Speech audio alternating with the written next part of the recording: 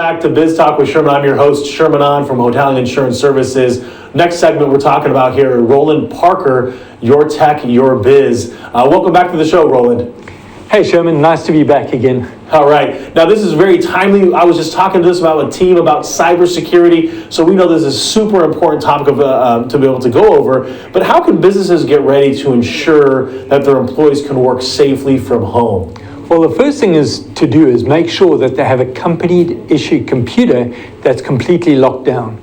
That's the only way that you can know that they're going to be safe when they work from home. The last thing you want to do is have an employee using their own computers, because that way you've got no eyes on it and you've got no control. Now, is it possible for, I think this kind of gets into a little bit of that privacy, right? Can they monitor the employees from their laptop when they're working from home? You have to have special software to be able to monitor it. And there's lots of solutions that are out there. Personally, I'm not a big fan of that. I feel, whether employees at home or in the office, are they productive? Are they doing what they can do? Now, if you want to take it to the level of, I want to see everything that's going on, that's fine. But personally, I think just lock the machine down, make sure that nothing can be downloaded or installed, and then make it safe. But you don't have to monitor them. If they want to work at 2 o'clock in the morning and not 2 p.m. during the day, that's fine, as long as they get the work done. So I think it's a crucial element to have a look at, especially as we kind of enter this new world of how we're working, right? Absolutely. So one of the concerns might be, okay, I'm using my personal laptop and I'm now jumping onto the company VPN, if you will. Where's the concern of that? Well, it's just something that in today's age shouldn't happen. We had an exact case of this happen last week. The bookkeeper for a company actually said, well, we're going to let the bookkeeper work from home because she was not feeling well, and they allowed her to access the computers with her home machine. It was a Windows 7 out-of-date machine that her son used to play games on. And guess what? She got infected. She jumped on the server. She infected the entire company. We had to shut everybody down, recover from the backups, restore them. Don't do it. This is bad news. You cannot allow employees to use their home computer. If you need to have a roving computer, have one that's locked down. Okay, you're working from home today.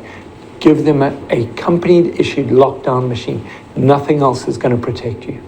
Now, what about the people that would say, well, what's happening, Roland, is we're all just jumping onto the cloud, right? Office 360, there's no downloading. What would your response be to that for the person that's, quote, unquote, in the cloud?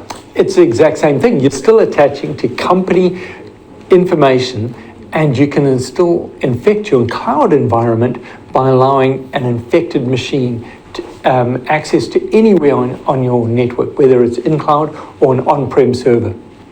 Now, unfortunately, we have to go down this kind of, you might have a disgruntled employee, right? Not everybody works out well. How can you protect yourself and the business from a disgruntled employee? Well, we use a program called Threatlocker, and Threatlocker says, okay, no malicious software can be installed, but you can lock it down further to say we can't copy information, so people can't remove your confidential information off it. Now, as far as them corrupting information or maliciously deleting stuff, that's when you've got to have a good backup. If for some reason they go in there and start deleting folders or files, what you really want to do is say, cut them off, restore from your backup, and nothing's lost. So, man, we have to worry about much different things than just being egged on the way out by a disgruntled employee. We've got to think about, hey, how can they really affect the way that we do business, and locking things up, or heaven forbid, putting in some kind of weird ransomware. Sure. So, having those protections in place, and then, when you do get to the point where they are leaving, you do really want to cut off their access. As we discussed last week with the Colonial Pipe, we're not even sure if it was a disgruntled employee. It was just an ex-employee that the credentials were compromised and the IT department had not cut off their access. So when an employee leaves, cut off the access, change all the passwords. Super sound advice. So as I know people are listening to this, so much of what we do now is digital.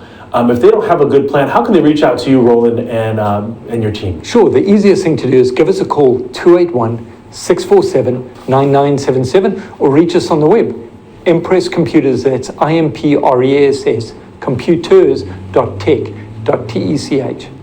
Wonderful. Well, thanks so much for coming in on the show, Roland, and just sharing with us how people can really start protecting themselves about employees that are working from home. We're going to take a quick commercial break and come back with Colleen. It's your business. Let's get started.